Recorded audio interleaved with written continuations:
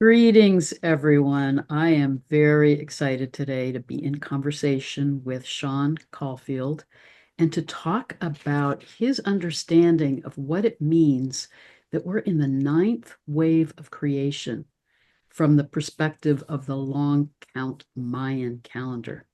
And it's really supporting us in these shifts that we're in as we're moving into higher consciousness. But let me briefly introduce you, Sean, and then we'll get into our conversation. But thank you for being here today. Thank you very much, Heather. Thanks for having me. Hello, everyone. I look forward to this conversation. So, Sean he lives in South Africa and has been there since early childhood.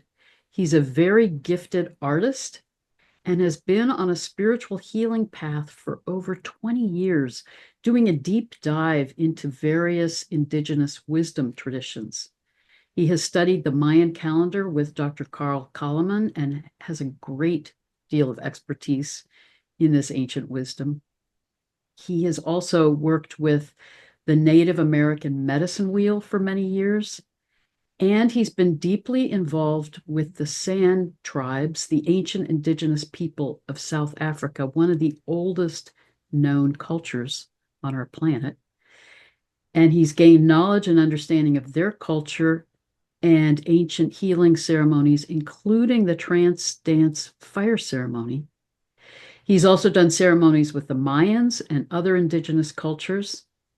And as an artist, his paintings, which I think are exquisite, Sean, are Thank you. inspired by the ancient African rock art paintings of the San people, and he models his paintings after this ancient indigenous art. Sean shares his writings on consciousness and on the wisdom of the Mayan calendar on his Facebook page, which I will put below. And I'll also put the link to your rock art gallery and your paintings.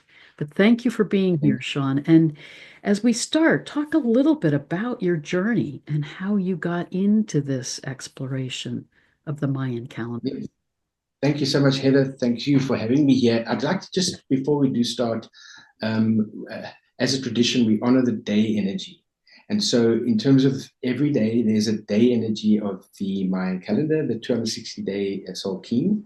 And today is 10 Ben on the 260-day round in a 13-day cycle that started with seed. So, really, it's a time for 13 days of sustenance naturally manifesting and patience being rewarded. This is where we are at the moment in the consciousness of the 260-day count. So I just like to bring that in. And at the same time, not to forget the ninth wave and where we are.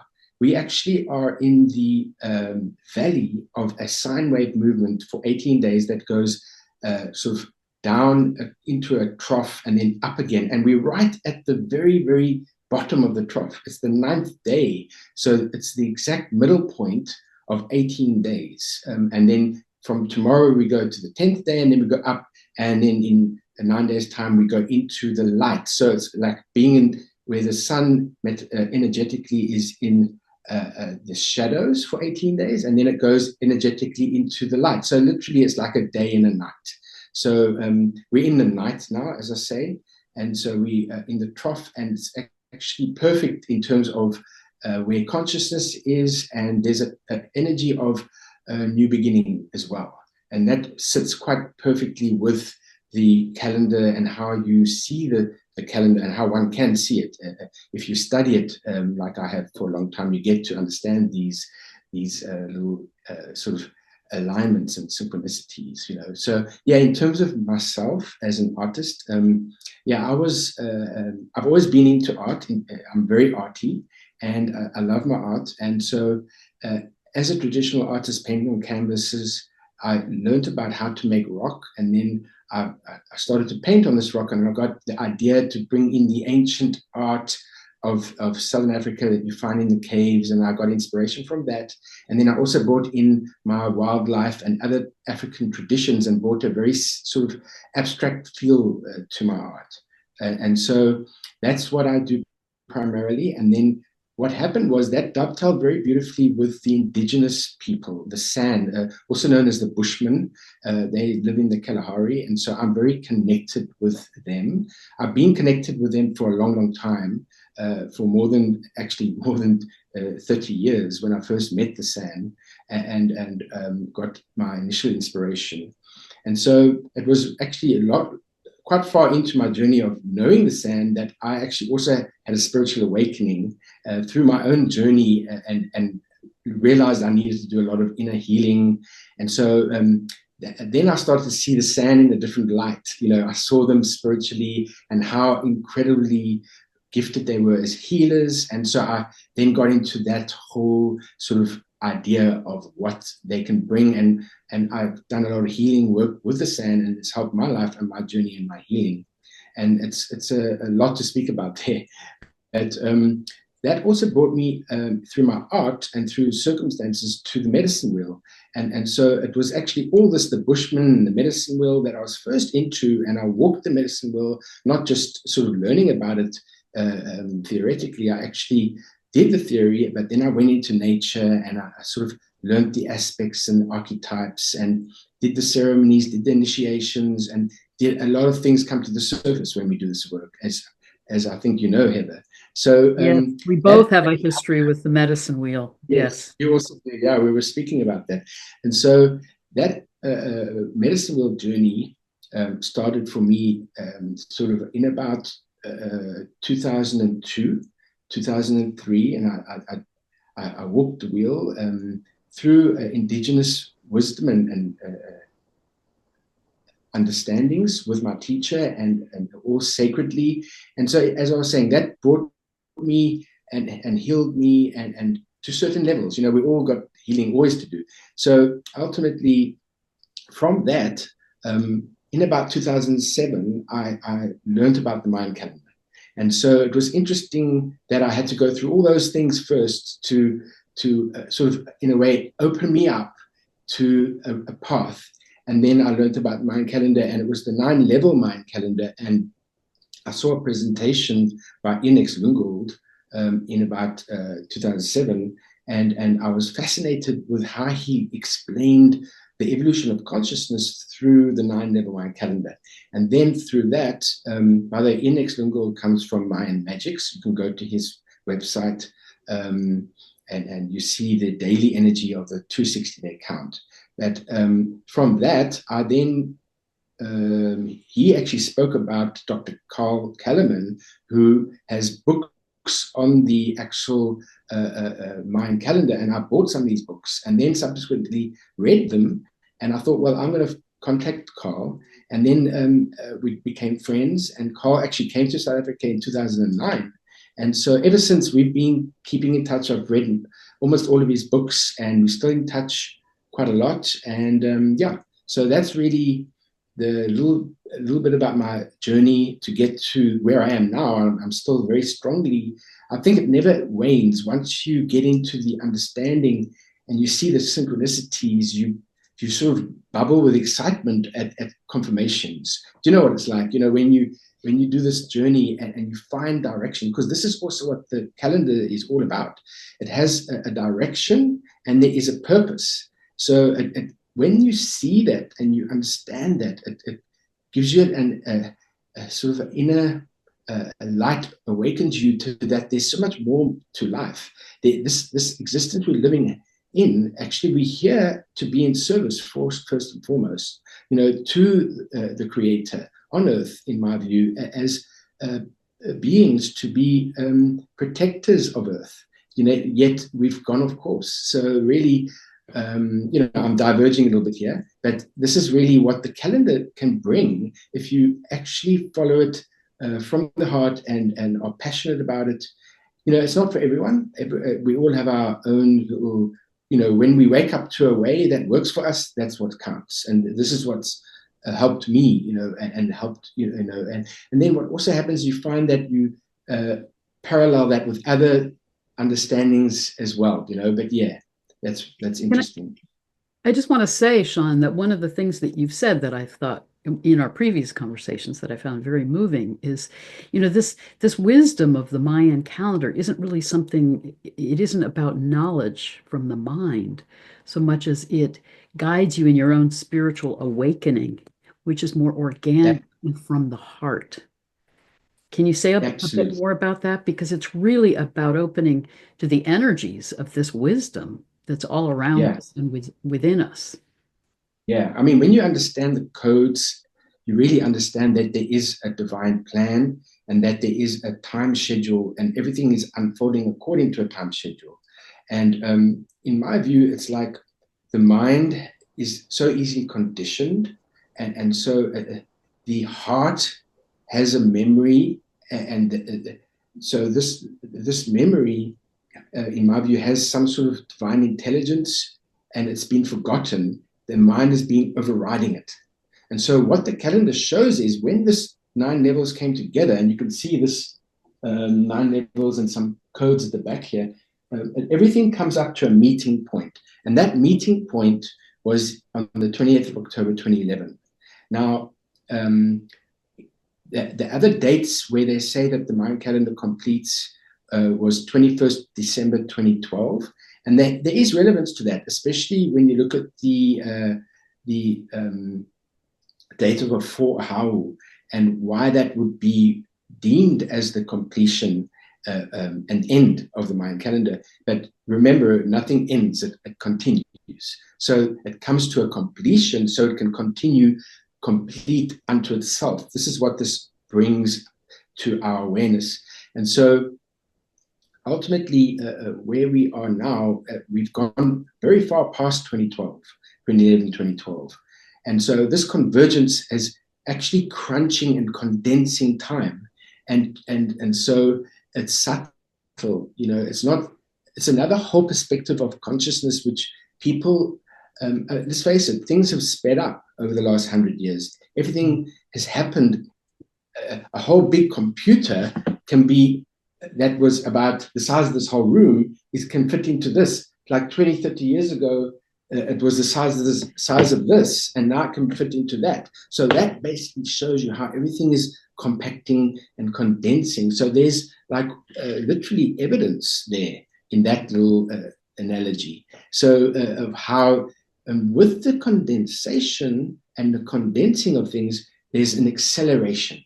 So that acceleration is what is bringing everything to its center. So because with the acceleration, there's a spin. So everything is spinning and spiraling. So the timelines are not just moving like this fast, they're actually spinning. And that spin, the more time accelerates and spins, we've got to go to the center to hold ourselves. Because if we're on the periphery, we fall over. So this is really what the ninth wave frequency is all about. It has spun time to its center so that it can connect mind and heart.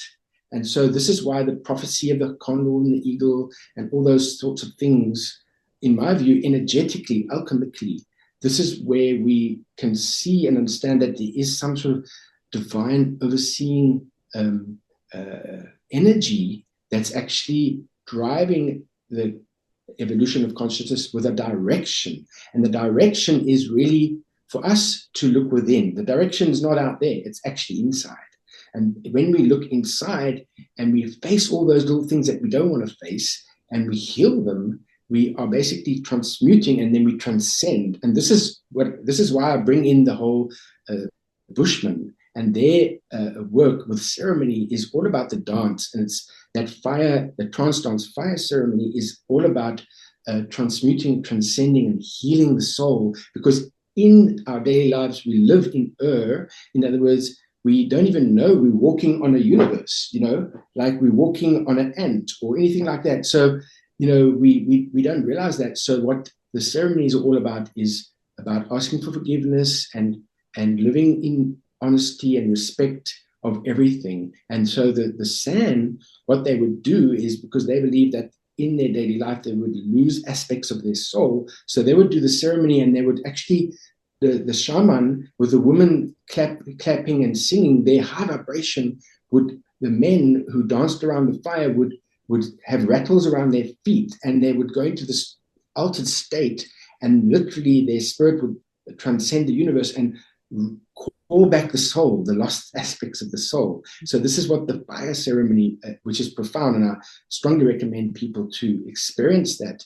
And I know, and I'm sure that there's not just the Bushmen, there are other cultures and traditions that have these ceremonies, that are so important. For me, the ceremony is actually our alignment to the evolution of consciousness, and that we, in a way, the indigenous are going to be the way showers for the future in moving into a new earth.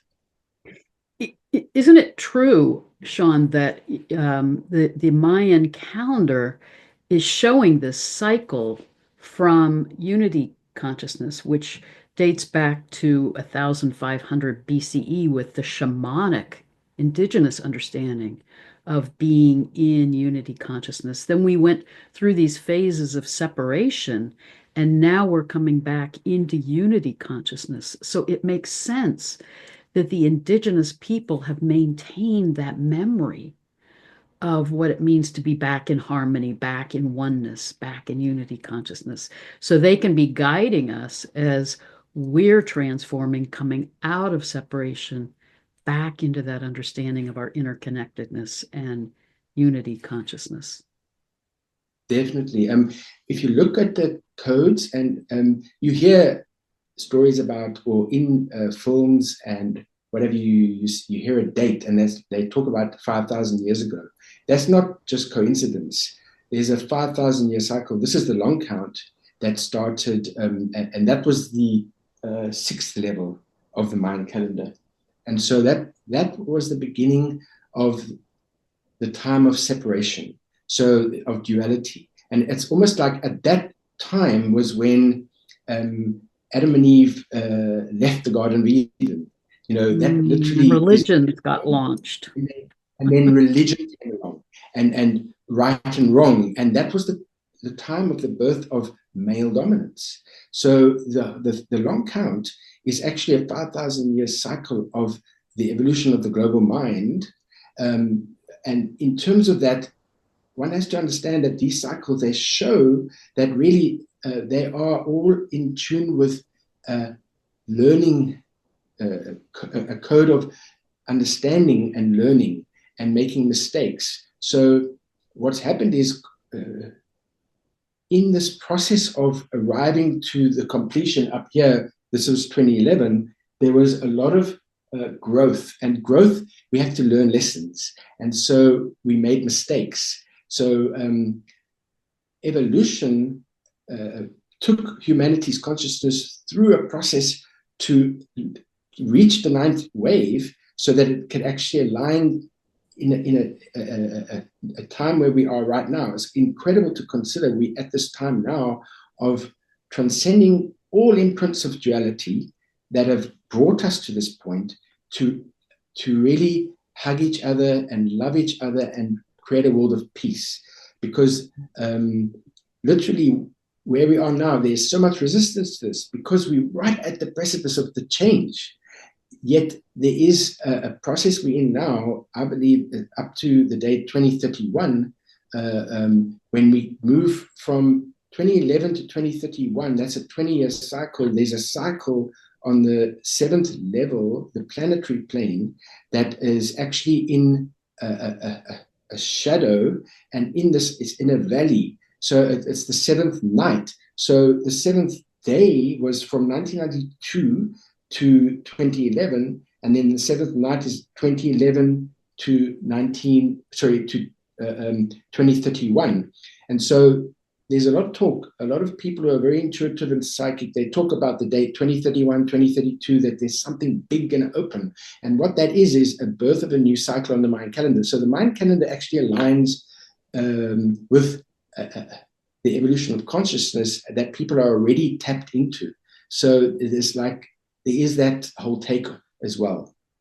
What does that mean, Sean, to be in the night versus in the day? What does that mean that we're in that part of the cycle? Yeah, it's a sine wave movement, because the sine wave movement is actually the plumed serpent. It's Quetzalcoatl. the serpent of time. That the Maya believed that was the creator of time. Is the serpent created time? So time goes literally east to south, and then east to south, then south to west, and then west to north, and then north to east again. So that's the valley. We from west to north, north to east. So we actually just gone past the very bottom of the valley. In 2021 was the very bottom of the valley, and we're going up to in 2031 go to the east direction, and then go into a new day called the eighth day on the seventh planetary level.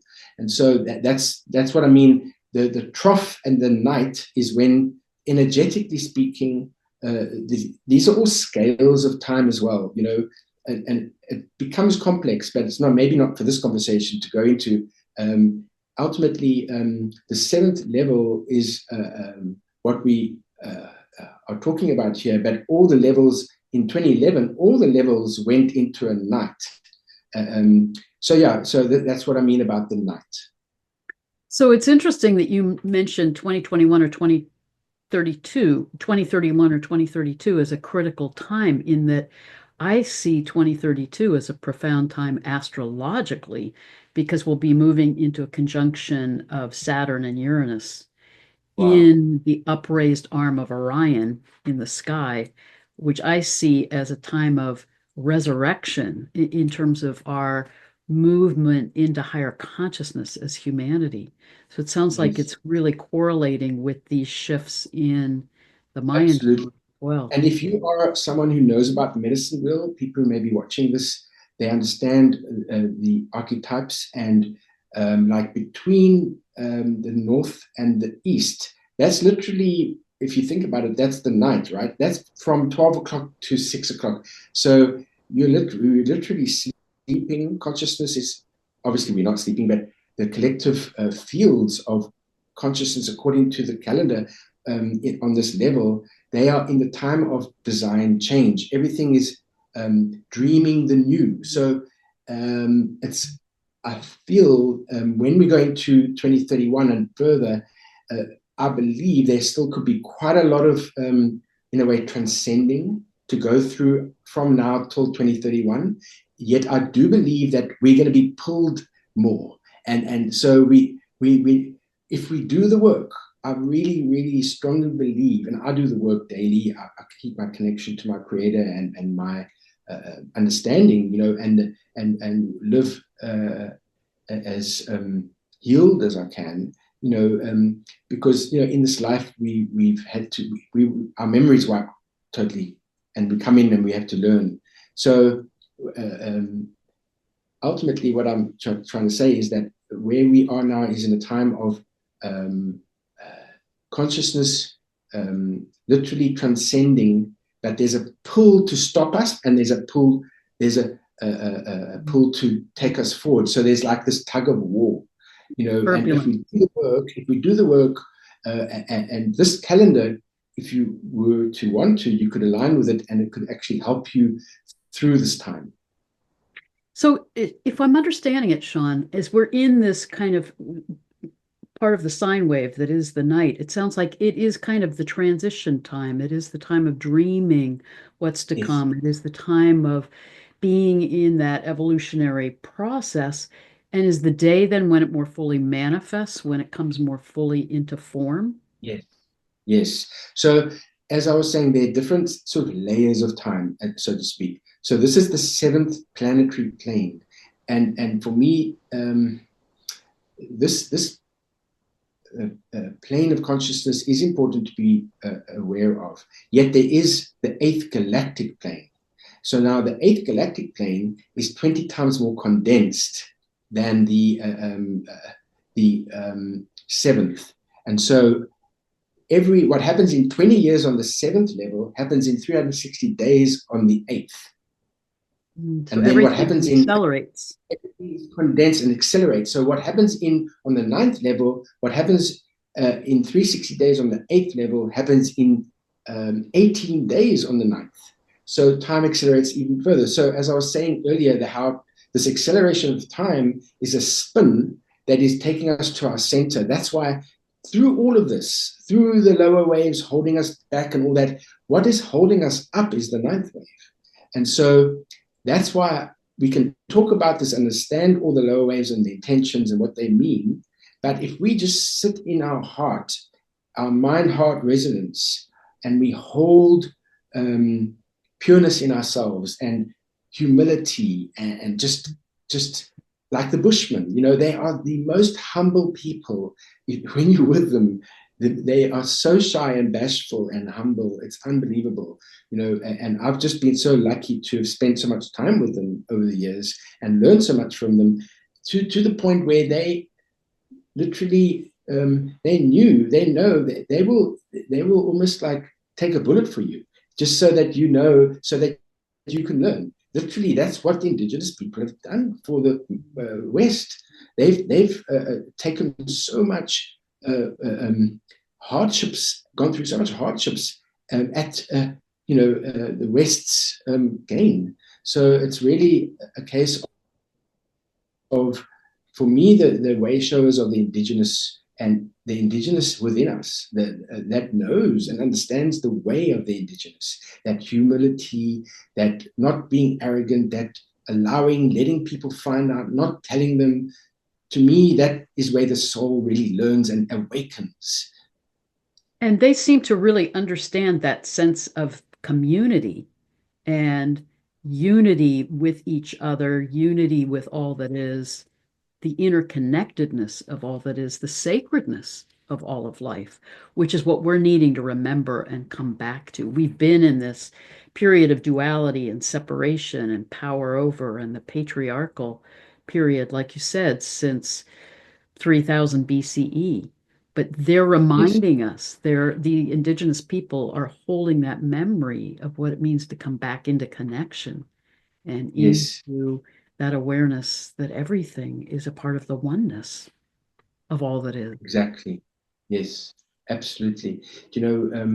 They have been such humble people all over the earth, and it comes back to that cycle, the fifth level, the fifth wave. That was the time of the shaman, and that was the time of 102,000 years that preceded the sixth wave, and the sixth wave being 20 times more condensed than the fifth wave compared to the fifth wave. And so in about 102,000 years ago, the fifth wave began. And one can correlate that to a floating consciousness, the time of the shaman, and the time of the heart, the evolution of the heart. And so, and the feminine as well. This is another whole point of conversation here, is to understand how the feminine has been so suppressed. And so what happened with the beginning of the long count, it brought in the dominance of the masculine to transcend the feminine, that had a role to play in society before 5,000 years ago. One can see it this way. And then with the evolution of the masculine for 5,000 years, transcending the feminine. But where we are now, in the beginning stages of the return of the feminine, and one of the teachings says that the woman will become the new firekeeper, like the men have been the firekeeper. So the woman will ignite the fire. And so we've done ceremonies with the Bushmen to ask the woman to do the igniting of the fire, and to consider that they are of the most diverse branch of our human DNA. They've been evolving and doing the ceremonies, from what we understand, for possibly 100,000 years in the Kalahari. And then that's like a desert region here, north area in South Africa. So they were living in this place up until about the 1960s, uninterrupted. And then they decided to take them off this land and make it into a nature reserve. And they put them on the outskirts of the actual nature reserve. In fact, that means they put them off-center from their ancestral roots. And it's almost like taking a tree and replanting it somewhere else. And they never, still to this day, they actually crying for a return. And in fact, they have, thank God, they have allowed the sand to return, but not to live back where they used to live. But they do go back into the park and they walk among the lions. They have a relationship with the lions. The lions respect them. They'll wake up in the middle of the night. Well, they'll wake up in the morning and then they'll see lion paw prints around where they were sleeping. The lions are walking around, things like that. You hear stories. So yeah, the indigenous are going to be the ones, and their teachings are going to be the teachings that will guide us into the future. And it starts with healing, because there's been so many misunderstandings and problems that have been created and confusion that we've literally gone off course. And so we're course correcting. We really are at the time of course correcting. And with all the 9 waves converging like that, everything's just ascending, and just that ascension that's transcending the imprints of duality that have been very tough, and we're healing. And so that's the inner work. So we really need to not resist this accelerated change that we're in, but to honor that we're in this powerful time of transition. And like you said, the more we do the healing work, the more we're opening to these new energies and these new ways of being and coming back into harmony within ourselves to support the movement back into balance and harmony with each other. Yes, absolutely. It's really about that, just as best we can, understanding first and foremost that we're spirit before we're physical, and that means that we need to look within ourselves, and where we know that there's places we're not comfortable, we need to face that and heal that within ourselves. And we need help. This is the other thing. We can't do this alone. We need to be humble and ask for help. Many people don't want to ask for help. They don't. They're arrogant. They think they know everything. But we need to be humble. And if our life is not sitting well for us, we need to look at ourselves and say, hang on a minute, maybe we are being arrogant towards ourselves. Let's just be humble and go and seek help. And for me, it starts with prayers to my Creator, to the universal source, to give me guidance, and the angels. That's the way I work. And at first I was also arrogant, but then I had to learn lessons and find the path that freed me, because literally we are our own worst enemy. Our mind is our own worst enemy. When we surrender our mind, the grip of what it wants to do, and just let things flow and just be in the heart, for me that works. And it sounds like you've also used your medicine wheel practice as a powerful practice for healing and being. I still use it daily, every day. My meditations are all about the medicine wheel, honoring the archetypes and the directions, and it really works for me. It's like it centers me for the day. When you're in that zone with because the medicine wheel, also the directions are not just here on Earth; they're universal. So it's a universal tool. We're connecting with the whole universe when we're connecting with the medicine wheel. So it's quite profound to contemplate. So yeah. That's my experience. I work with a medicine wheel every day also, and it feels to me like it is that template that is reminding us of the wholeness of all that is, the interconnectedness with all that is, that it's, we walk it on the earth, but it's actually a sphere, and it's connecting us to the cosmos and to all of the energies of the earth and sky. And it feels like, as you've been talking with me in earlier conversations, that as we're in this shift and we're really integrating this 9th wave of creation, this wave of connection with unity consciousness, it allows us to come back into being multidimensional beings and galactic beings again, that we lose Yes. that separation from the galaxy, from the cosmos, as well as that separation from each other. Is that accurate? Yes, absolutely. As I was saying, how the frequency is so condensed, it's pulling us to our center, and we're walking a path where we understand that mind-heart resonance, and we just feel good within ourselves. We feel liberated and free. We've transcended those grips. You see, the lower waves, they are centered more in duality. Whereas the ninth wave, if you look at the coding, the actual ninth level of the Mayan calendar, this is this level here. I've got all the codes at the back, is 234 days long. So the actual ninth level is 234 days long. The eighth level is 12.8 years long, and the seventh level is 255 years long. And then the sixth level is 20 times more expanded, and that's 5,000, just over 5,000 years long. So as you say, as you can hear me, as you go closer and closer and closer, it just condenses by 20 times as you go up. Mm-hmm. And so it transcends the lower level. So the 260-day calendar does not fit inside the ninth level. So that is a dilemma within itself that not many people understand.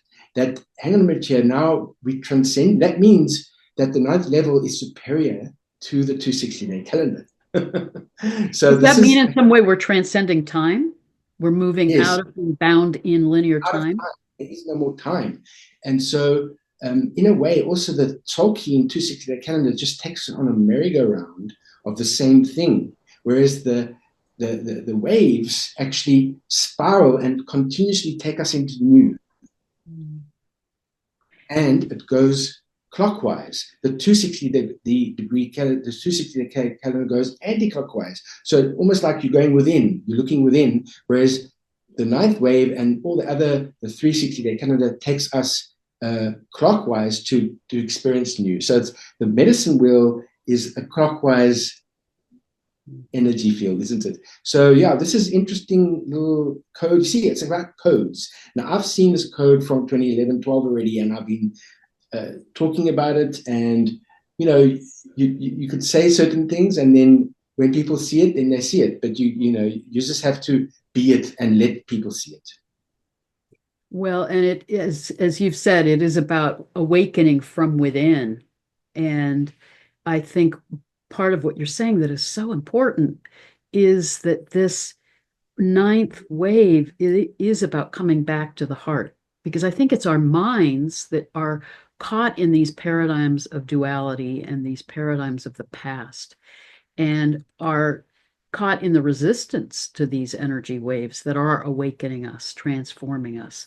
But when we come from the heart, then we can open to our connection to unity consciousness that is within us, within our hearts. Yes, absolutely. Yeah. The heart is the chalice that is just love. Let's face it. It's unconditional, and it's mysterious. It's the field of mystery, the heart, it's something that is beyond trying to know and understand. Yet they always say, the heart it brings out the truth, doesn't it? Walk true. The heart will bring you to walking true. The mind it is what discerns, right? So when we discern, where do we go to really find the truth? Is to our heart, and this is just my take on it. But ultimately, I think that we are in a time of a floating consciousness returning. So what do I mean by a floating consciousness returning? See, what happened with the fifth wave was this floating consciousness, and then and it's unitary where there were no filters. What happened with the ninth wave, it brought back that unitary no filter consciousness as well. And so we're really in the infinite beginnings of a return of that 100,000 year period of that floating no filter consciousness. Yet we're on this much more self-aware level of the ninth wave and more evolved level. And look at where we are, and so we're moving into this floating consciousness. And for me, what it means is the return of a multidimensional existence. And so the veils that all these 9 levels, up to the 8th actually had veils on our mind. And so these veils, they're blindfolds. They're actually thinning and actually lifting to go away altogether. And we're just going to be literally spirit in physical form instead of physical form in spirit. And so our spirit is going to be what will guide us more than the physical material world. This is the time we're moving into, and it's exciting. And this is really what I think almost every day shifts us closer and closer to our center within, but we can't feel it. But like how sometimes all of a sudden you wake up and there's a big shift that's happened, but it's actually taken a year. You know what I'm saying? These are the scales of time. And there's another perspective that I would like to talk about, and that we've moved into a new Tracena on the eighth level, and so this happened in August last year. So this 13-year period from 2011 to 2024 was the first Tracena of 360 days by 13. And so Tracena means 13 in the Maya, to the Maya. So there was a Tracena of 360 days. So that means basically, so there was a time that we've been through where we've been in this shadow and this nighttime and almost feel like there's no hope. But we're coming into this time since August. There's a new light that's come through that's actually giving us hope again. So there is that feeling that there's a new sense of hope. And, I do look at, astrologically speaking, what the people are talking about, and there's such big shifts going on. I don't know the codes. In fact, I know you give beautiful talks and readings with your YouTube channel, Heather, on what's going on. And there is quite a big shift. And I believe it also does sync with the Mayan calendar in some way. There is a correlation with that. How are we beginning a new 13-year cycle that will end in 2037, but we're starting it now. So that's interesting. What do you think about that with the cosmological shifts and astrological shifts? Oh, absolutely. And we're really in an accelerated time astrologically now in 2025. But as we were ending 2024, Pluto moved fully into Aquarius. We've had a lot of shifts that are about this more active from an astrological perspective, movement into the Aquarian age, which is, and it correlates with what you're talking about with the ninth wave of creation, because it's Yes, about moving out of duality consciousness back into unity consciousness. It is about the sacred feminine and sacred masculine coming back into balance. It is about opening to the energies and wisdom of the cosmos and coming back into that remembrance of the interconnectedness of everything and the sacredness of all of life.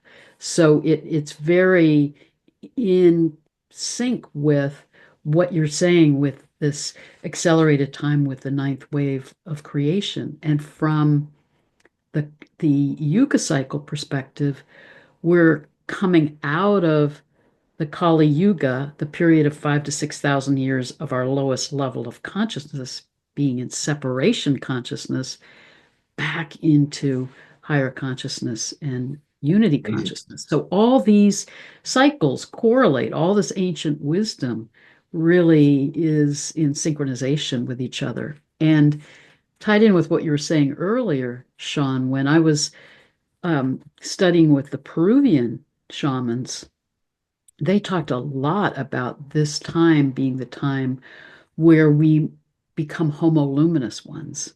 We move, as Yes, you were saying, we move out of this awareness of ourselves in matter as physical forms with a spirit, with a soul self, to morphing into being more and more energy beings, beings of light, yes. homo luminous ones, and opening our and expanding our consciousness to be more able to be in tune with the wisdom of the earth and the cosmos. Yeah, so if you think about it, what you're saying is beautiful, and it's right on song for me. And it really brings back the thought that we are going into time that if we want to be here, we'll have no choice but to be in resonance with what's changing. And so that is where you can make it easy for yourself, or you can sort of struggle. So it's really, again, it comes back to we have free will and choice. So I choose to do the work and make it easy for myself. you know, and it's about being awake and conscious, because this is really also what is happening.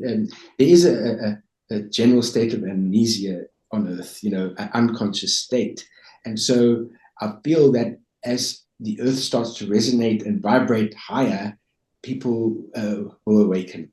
And so it's just going to happen organically, and we just have to be in resonance as best we can, and just be an example of what's changing, and I think that that will be making our path easier, so to speak, because we can just be the change, nothing Yes, more. exactly. And the more that we awaken, the more we can emanate that energy into the collective consciousness and support the shift for the global community. But you're right, if we're resisting these shifts, it will be more turbulent. And I think that's the chaos and storminess that we're seeing on the planet is I some are mean, awakening and some are resisting, and we're in that yeah, transition time. yeah. I mean, this is not to discredit what's going on Earth. It is horrific what's going on, and we have to have compassion and empathy for the whole situation. And you say to yourself, like, how horrific certain things have been for some people. How can they forgive? And this is the part that is that thing that would set them free, but it's not easy. So, you know, it's really about having an understanding and being compassionate for the situations, and just being the change that the universe is bringing, and just shining that as best we can, and for me, the indigenous peoples, they've I feel that their work has been amazing. If you think how long they've been living and doing those ceremonies that have aligned to the evolution of consciousness, and we're here now as a result of that. Thank you. Like, I don't think the West actually fully gets that perspective. Thank you to the indigenous soul that we all come from. But we're waking up to understanding that. Those are our roots also. And that's part of why I'm so drawn to the medicine wheel. It's at the root of every spiritual Yes. tradition, every culture. But you've also studied and done ceremonies with the Mayans, and I Yes. think you've had a Hopi teacher. So you've really drawn from different strands of Yes. indigenous wisdom. Yeah. Yeah. I've been really grateful. Like at first, when I first got onto the path, I had no idea what I was doing. I literally didn't. And I suppose it happens that way, where you pulled into things that you are interested generally, but then you realize, Henry, you're actually doing this to heal yourself. Like, then you realize the importance of it and how good you feel. But there's challenges, because you go through to heal yourself. You have to go through those uncomfortable situations, to face the stuff in yourself. And the indigenous has been the I'm just so grateful to myself, obviously, but to the creator, and to the journey, and that I've been able to also be connected with the indigenous people. And that's really brought me to the Mayan calendar, and to understand the bigger picture, that there is this bigger picture, that nothing is random. There is reason and purpose to everything, because many people do think that it's nothing. That at the end of the day, there is a schedule, there is a divine plan, there is a time a schedule, a cosmic time schedule that you can see playing out, and you can see the synchronicity of it. And it does take work to see that, but as I say, it's not for everyone. For me, it just happened organically. I didn't even try, but I do know that it was because I've really walked the medicine wheel and done a lot of work on myself to see this code, and I'm ever grateful for that. Well, and from my perspective, Sean, I feel like the more we do these practices that help us heal, help us come back in alignment with our center, with our soul self, then we begin to have that soul self perspective. Our Yes, personality self can't see and understand this larger unfolding, but our soul self is connected to that cosmic consciousness, and that part of us absolutely. knows and Yeah, I mean, nudges this us, whole, guides us, yes, into that next step to be on our the own journey of soul, evolution. absolutely, the soul. It's all about um, understanding yourself to the level you can, and that is the soul. And so, um, you can make it difficult or you can make it easy. So we choose, if we're sane enough, we choose to make it easy. And the codes and the work and the connecting with nature. This is also, I wanted to mention this. It's like we left the Garden of Eden, energetically or metaphorically speaking, like 5,000 years ago, but we're returning to the Garden of Eden now. So we went out and we're returning. So it's all about the energies are returning, and that is opening the door for us to return. So, and this is the new earth, and it's all about nature. It's so important to be in nature, do your walks in the forest and connect with the fairies. I mean, that is so important because it's the true reality. We live in a world that is full of distortion. And I wanted to mention this, and this is really all part of this growth, that everything was allowed to be distorted, and we're coming out of that now. And so what that created, it created problems for us, and it created a mirror of illusions, so to speak. Yeah. And so we're going out of this now into a more pure reality where if we want to be part of it, we have to heal and be pure in our heart, and it comes back to the quality of our blood according to the quality of the food we eat. So important to eat whole foods that have original memory. Like, we don't want GMOs. We want, organic foods, non-GMOs. We want food that hasn't had a manipulated seed, so to speak. So this awakens us to raise our consciousness by eating foods that are not processed. And then also the calendars, even like the Gregorian calendar, is quite distorted, and it's not at all spiritual. It works with the physical. It doesn't work with the like the Mayan calendar work with the spiritual. So it's not about not following it or not aligning to the dates of the Gregorian calendar and things. It's just about being aware that that calendar isn't spiritual. It's a physically orientated calendar. Whereas the Mayan calendar is actually organic, it's biologically orientated, it's aligns to the flow of creation and the evolution of consciousness. And so the Gregorian calendar works with the movement of the sun, the earth around the sun, so that it pins us to the physical dimension only. So we're moving to a time that's not only going to be about the physical, we're transcending the physical. So that's why want to be aware of it. It's not about saying it's good or bad. It's just being aware. That's all. Oh, beautifully said, Sean.